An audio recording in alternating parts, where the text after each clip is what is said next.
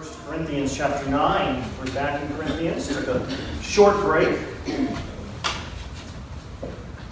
for Resurrection Sunday.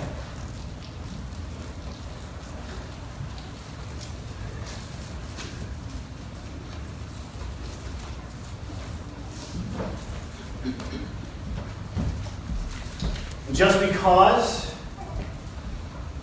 an action is lawful, it does not mean, of course, that it should be done. And just because someone has a right, it doesn't mean that he or she should exercise that right. Now, as Americans, we love our rights. Our nation was basically birthed upon rights, right? From almost the very beginning, the Constitution gets passed, and then there's 12 amendments that are brought before the House of Representatives, and 10 of them pass. We know those 10 as what? The Bill of Rights, right? We love our rights in America. We defend our rights. We enjoy protecting our rights. In fact, that's what the Bill of Rights are for, is to protect our rights against the government. And it has worked like a charm lately, hasn't it? Sorry, that's neither here nor there. But that's what they're for. We love our rights. Americans enjoy more rights than most people in the world. And we tend to want to exercise those rights.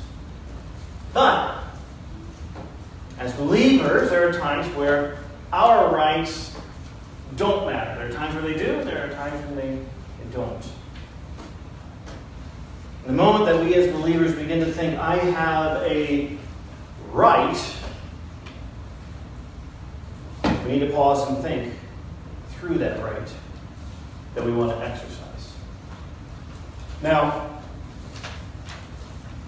we're going to get into the text and kind of just explain real quick, because Paul is talking about one very specific thing. And we're going to talk about that very one specific thing in the text this morning, but we're also going to take a look at his mindset as he's going through, because what we see are really that there are three, I would call them questions, that we need to be asking ourselves when we look at our rights as believers. Three dominant questions that I see here in 1 Corinthians chapter 9. And these three questions are demonstrated by Paul here in this very one specific arena, specific topic that he is speaking to. So there are three questions to help us assess these rights that we want to exercise, and whether or not we actually should. So if you will, please stand one more time for the honor of the reading of God's Word. We're going to look at verses 1 through 12.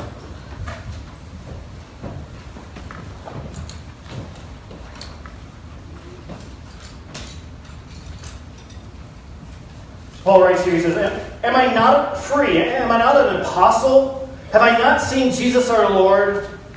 Are not you my workmanship in the Lord? If to others I am not an apostle, at least I am to you, for you are the seal of my apostleship in the Lord. This is my defense to those who would examine me. Do we have the right to eat and drink? Do we not have the right to eat and drink? Do we not have the right to take along a believing wife, as do the other apostles and the brothers of the Lord in Cephas? Cephas? I don't know how to pronounce it. Or is it only Barnabas and I, who have no rights to refrain from working for a living? Who serves as a soldier at his own expense? Who plants a vineyard without eating any of its fruit? Or who tends a flock without getting some of the milk? Do I say these things on human authority? Does not the law say the same? For it is written in the law of Moses, you shall not muzzle an ox when it treads out the grain. Is it for the oxen that God is concerned? Does he not speak entirely for our sake? It was written for our sake, because the plowman should plow in hope, and the thresher thresh in hope of sharing in the crop. If we have sown spiritual things among you, is it too much if we reap material things from you?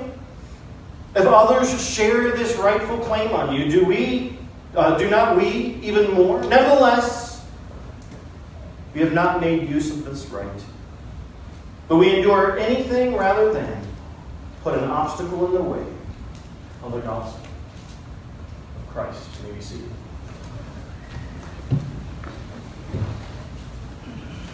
So as you and I are about to assert our rights, we need to ask 3 questions, and here's the first one. Is it reasonable?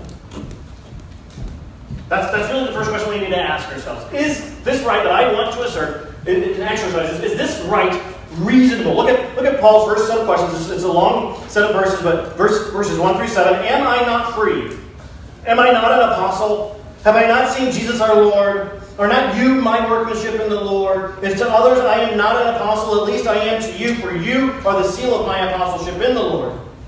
This is my defense to those who examine me. Do we not have the rights to eat and drink? Do we not have the right to take along a believing wife as do the other apostles and the brothers of the Lord and Cephas?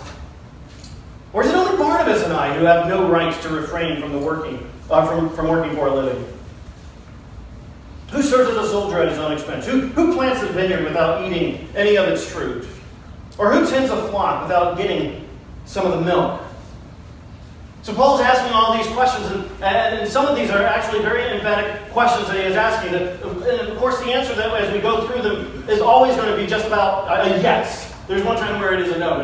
For the most part, it is a yes. We understand that, right? Am I not free? Well, yeah, Paul, you're free. Absolutely, you're free.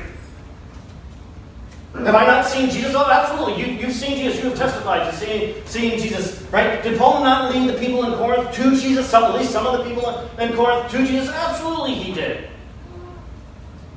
Both Bruce and Matt, before we even got started in the book of 1 Corinthians, they went over the founding of Corinth. So even if Paul is not considered an apostle to other churches, they may not say, well, he didn't come to us, or I don't know if he's an apostle or not. At least the Corinthians know that Paul was sent and that he came to them and he brought some of them and led them to Christ. And we see in chapter 1 that he even baptized a few of them, not many, but a few. And some would say that verse 2 indicates that people were beginning to have their doubts. That's not it at all. Paul is developing an argument here. Right? The people, at least for the most part, they're not doubting Paul's apostleship. He is just developing this argument. He's bringing it to bear. He's bringing it into a reasonable understanding that really, in all honesty, he ought to be considered an apostle. And not only should he be considered an apostle, but he also should be worthy then of receiving a paycheck.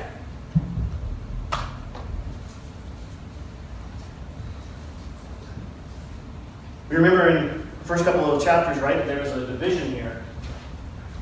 And so there's a division that, well, I'm of Paul, and I'm of Cephas, and I'm of Christ, I'm of Apollos. There's this division that's going on. So it's not necessarily that they're saying that Paul wasn't an apostle, but was he worthy to be paid? The fact that Paul had founded the church in Corinth is proof positive that he had that authority over them, that they were his seal, his authenticity of apostleship. And since he had founded the church, and since he had led many of them to Christ and had baptized some of them, he was worthy to be paid. But most likely there were some people who wanted to know why Paul wasn't charging for his services. If he's an apostle, shouldn't he really be paid? And why isn't he then charging for those services that he should be due? If he really is an apostle and has been sent by Christ, why doesn't he draw a salary?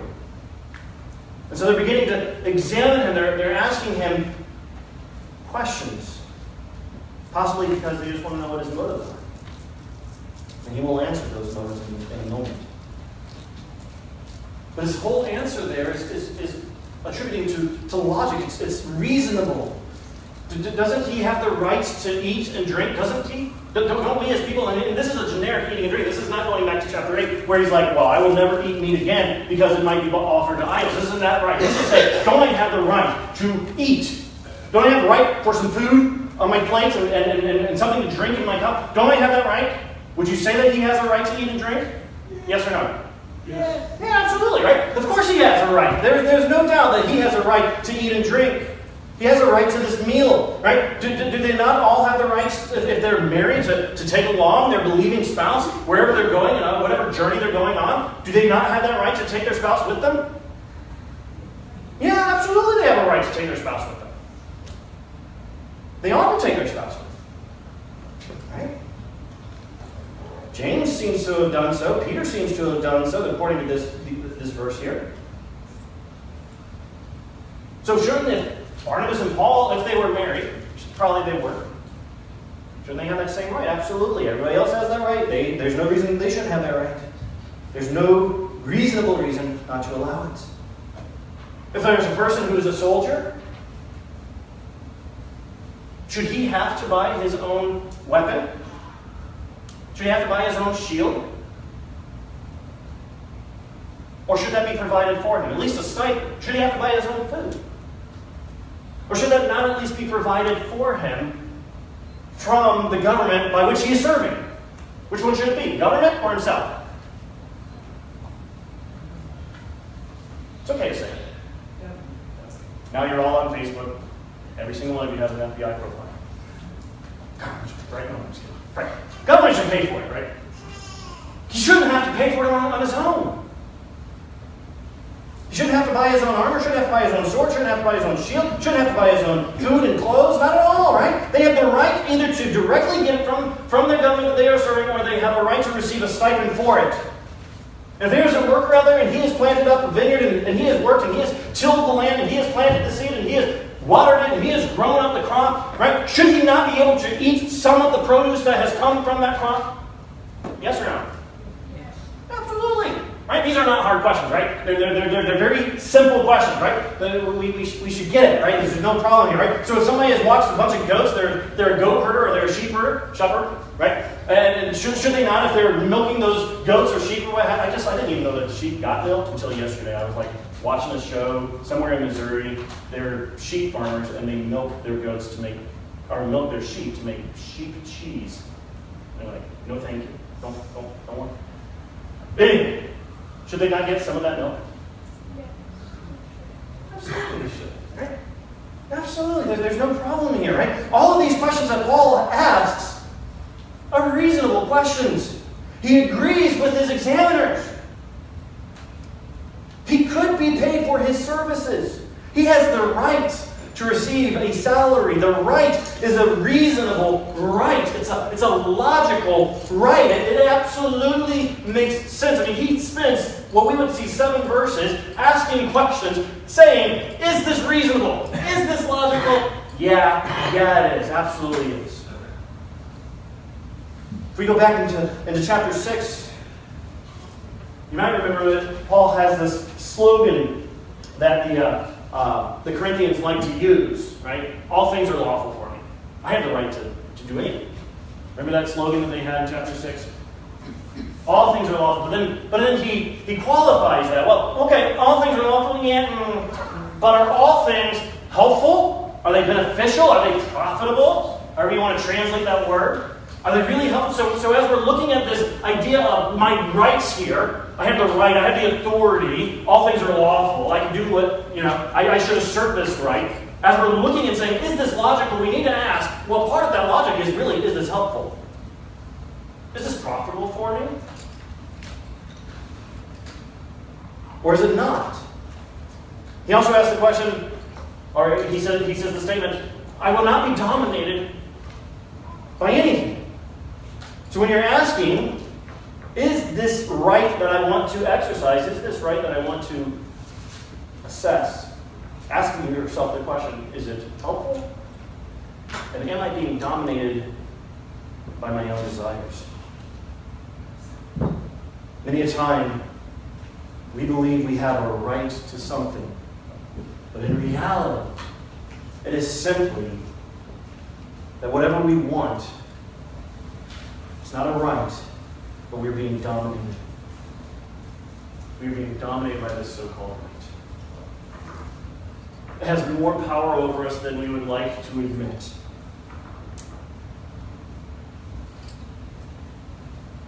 I've done a lot of research because it's a pervasive problem in our culture and in our churches. about pornography, especially with men, though it is growing with women. And oftentimes, what men tend to say when they go back to the computer or back to the video or what have you, back to their phones, they basically say something to the effect of, I have the right to this. In reality, they don't have that right, but that's what they think, right? I have the right mentality. I have the right to think about myself for once. It's really been a stressful day. I really just need to unwind. I have the right to relax. I have the right to, right, fill in that blank there. I have the right. But it's not just with pornography. A lot of us feel this way about various ideas in our minds, and we are being dominated in our minds and in our hearts by what we would consider to be a right, but in reality, it's not. We are simply being dominated by what we want, by our passions, by our lusts, by our desires. And so there might be other issues out there where I have the right to this. I have the right to this drink. I have the right to voice my opinion. I have the right to be bitter. I have the right to, again, just fill in that blank. So when you're looking at this right of yours, you really need to ask the question. And maybe three parts. Is this logical? Because part of that is this beneficial? Is this helpful? And is it really a right, or am I simply being dominated by what I want? Think logically through it. I am not saying that we are going to get through these questions, right, in like 5 minutes. These are going to be long and hard questions that we've got to go through. It may take us days, it may take us weeks, so we need to be really careful about ever asserting our rights because we really need to ask these questions. Is this logical? Is the first one. Is it helpful, or am I being dominated by a desire, or is it actually reasonable? There's another question that needs to be asked, and that is it biblical? Look what Paul says, starting in verse 8. We're going to go all the way to the beginning of verse 12. Do I say these things on human authority? In other words, is it just reason alone? Is it just logical alone? Do I say these things on human authority? Does not the law say the same thing? For it is written in the law of Moses, you shall not muzzle an ox when it treads out the grain.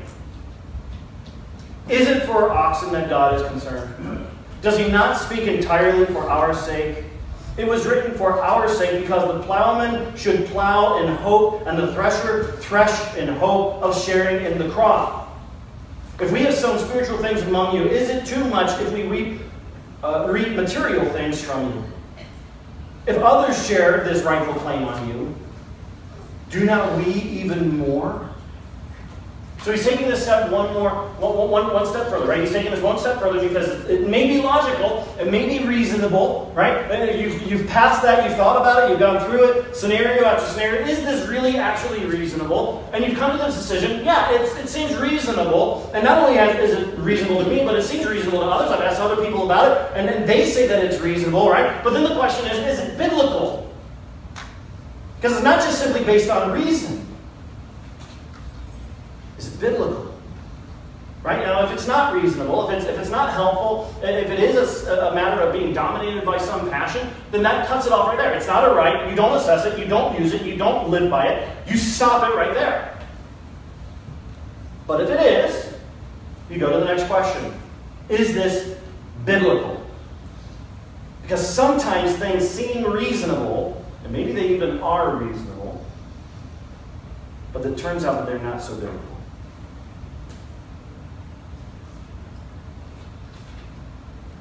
Take, for example, I'm going to say, just because it's probably one of the easier ones. Let's say, for example, bitterness. Because we can probably come up with every reason to stay bitter. Every reason to be angry. I have the right to be angry. And I have the right to be bitter. This is what happened to me. This is what I've gone through. And I have the right to be angry. And I have the right to be bitter.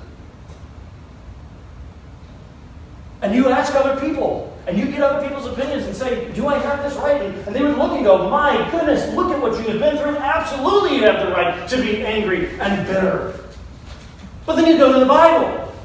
And of course we see in the prophets and in the Psalms and in Jesus' own words and Paul's own words that there is no place for bitterness in the believer's heart and in his mind.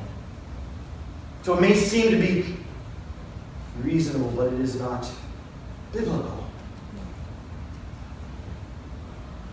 We are to put bitterness away. So Paul points out in this argument the biblicalness of his argument. It is biblical. It's not just on human authority. It's not just based on reason alone, but the Bible agrees with this reason. It's lawful. So he goes all the way back to Deuteronomy.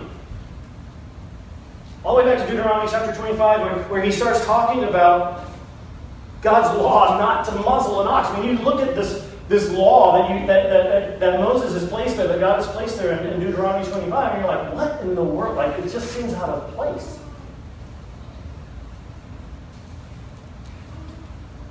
Because God really wasn't, he was using the oxen as an illustration, but he wasn't really concerned that an oxen gets to eat the fruit or the crop or whatever that it is that he has helped tilling. It's not really that interested in it. He's using it as an illustration for those who are laboring.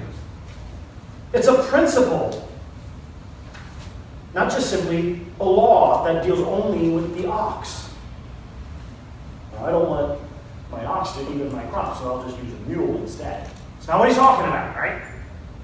The principle of the thing. That's why Paul says that God's not really concerned with the oxen. So we're supposed to take the principle of it, and we are supposed to apply it then to our situation. That doesn't mean that we get that we're given the green light to make any scripture say whatever it is that we think that it should mean, or whatever's going to be best for us, and whatever's going to seem reasonable for us. In context, you go back and you read, in context, you will see that God is, and Moses is referring to justice. Doing what is right. He's instructing Israel about being just. So a man is supposed to get whatever it is that he deserves. You read the immediate context before, you will see that he's talking about, so if a man breaks the law, or if a man and two men get into a dispute and they go to the elders, and the elders decide that this man is right and this man's wrong, if this guy has done something and is deservable by punishment, he is to be punished then up to 40 lashes, because justice needs to be served. And then immediately he starts talking about ox eating the grain that they're treading. Because he's still dealing with justice, the principle, the idea of justice. Give the person what they deserve. So, give food to those who labor, and you give just punishment to those who break the law. Go over real quick, because Paul deals with this. Go a few pages to your right into 2 Thessalonians. He gives us in the negative form, the Thessalonians. In verse 10, 2 Thessalonians 3:10.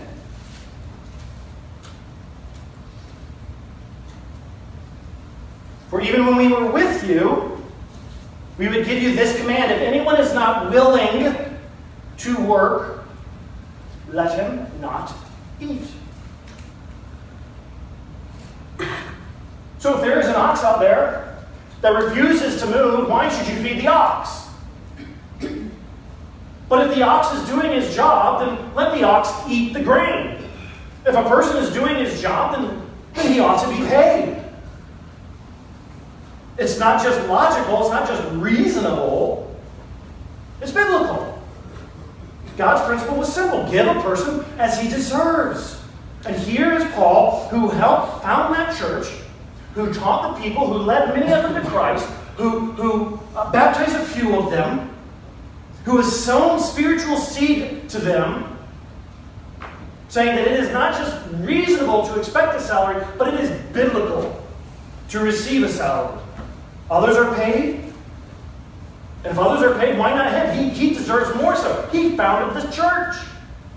Very important. He was the first one there to tell them about Christ. So, and he's not saying that these other people over here, they don't deserve to be paid. He's saying they do deserve to be paid. He is just simply saying that he more so because he actually started the church. There would be no church. There would be no pastors. He's the one who worked and did the spiritual labor. He's the one who planted Apollos' waters. God gave the increase, but he started it. So it's not a matter of their right versus his right. They both had their rights.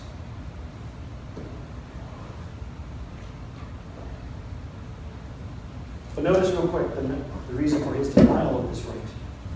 The end of verse 12. Nevertheless, we have not made use of this right, but we endure anything rather than put an obstacle in the way of the gospel of Christ. So he absolutely has the right. He turns down the right. It's his job to turn down the right to receive the salary. And his decision is based on obstacles, technically hindrances to the gospel. So that's the third question. First question, is this reasonable? With those two sub-questions. Is it helpful, or am I being dominated by some passion? First question. Second question, is this biblical? You pass the muster on both of those, then you go to the last one, because this one's a very crucial question. Is this a hindrance? That's the third question. Is this a hindrance? And specifically, Paul means here that by receiving pay to the Corinthians, it would hinder him from being the apostle that he really should be, because he doesn't know when the Spirit's going to lead him from here to there. And if somebody is paying you, right? Somebody pays you for a job, you are obligated to live out that job, to do that job where they have paid you. But he may need to leave at a moment's notice. He may not be able to stick around. And so he has said, rather than hinder the gospel, because I may be called over here to some other city or some other place, and I can't because I have to fulfill my obligation to you guys because you guys are paying me a salary, so I have to stay here and I can't go. Rather than hinder the gospel from over there, then I just am not taking the salary here. I can pack up all my tent supply stuff and I can leave and go there. That way the gospel isn't hindered. Paul wasn't a pastor. He was an apostle. More like a missionary than a pastor. So he would go from that place to place to place to place. And sometimes there were gifts that were brought to him. We remember to the, I think it was to the Philippians, that Epaphras brought him some gifts from the Philippians. Wonderful.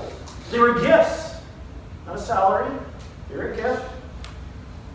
To help him through while he was in prison.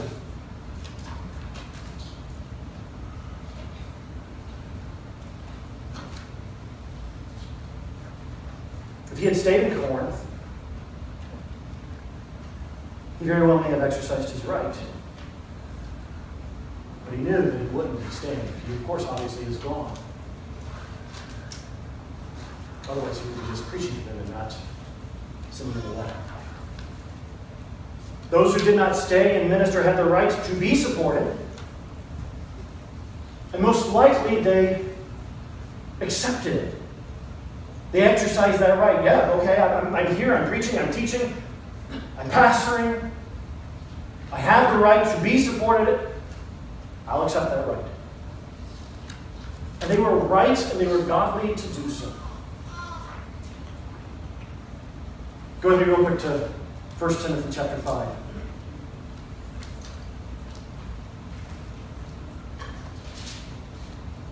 Look at verse 17 and 18.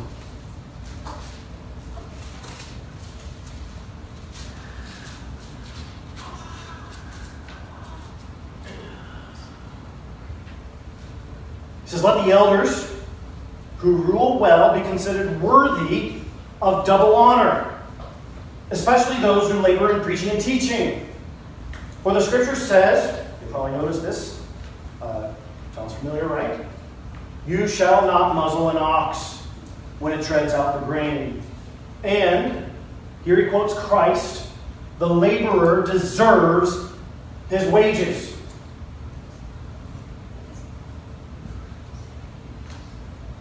Now that statement there, let the elders who rule well be considered worthy of double honor. Let me explain two things.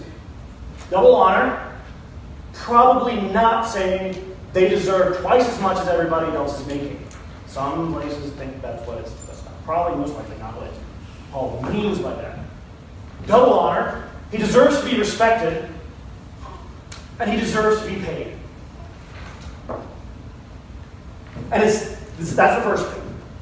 The second thing is, this isn't a suggestion, this is a command.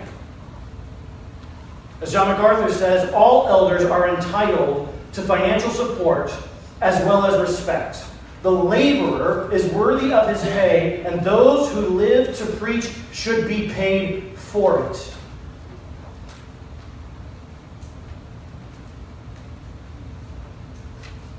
So there we have three questions that we need to ask. One, is it logical, reasonable? Two, is it biblical? Three, is it a hindrance to the gospel? And you may also remember when we went to chapter 8, we did see that whole thing where Paul says, I will never do it again if it means that one of my brothers is going to stumble. Totally different word, but we could even apply that. Is my right going to affect another believer negatively?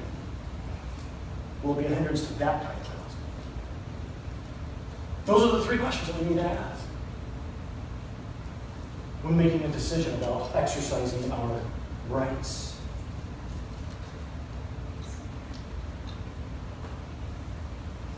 And Christ has set us free.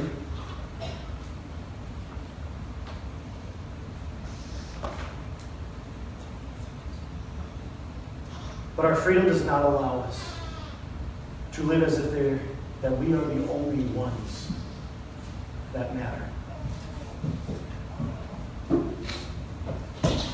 Christ died upon the cross for the forgiveness of our sins and to assuage the wrath of God.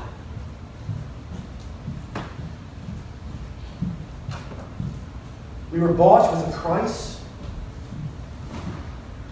Christ's blood of Christ. And thus we are to glorify God in our bodies, and that includes our decisions. Jesus did not raise us to new life so that we can keep doing the same old things because we think we have the right. He raised us to new life to glorify Him. So the next time we think that we have the right to do something, we really need to ask those three questions. Is this reasonable? Is it helpful? Or am I being dominated by my own passions? Is it biblical? Will this be a hindrance?